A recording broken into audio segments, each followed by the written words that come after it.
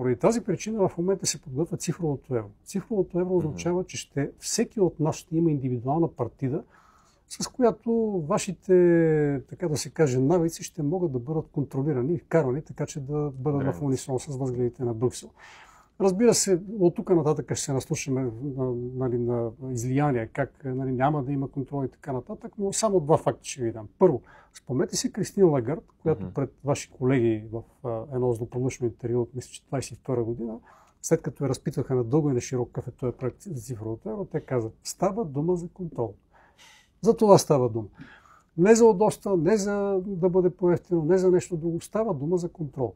И на второ място, в момента ще ви убеждават, как цифровото евро няма да има индивидуални партиди. Всъщност в момента все още не е решено точно какъв модел на работа ще бъде възприят при цифровото евро, защото има няколко модела. Един е пряко посредничество, т.е. Централната банка работи директно с вашите партиди.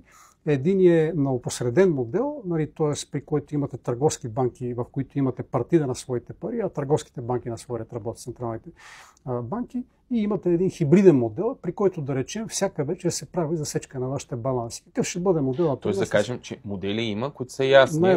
Не може, икономистите знаят какво може да бъде. Типове модели, т.е.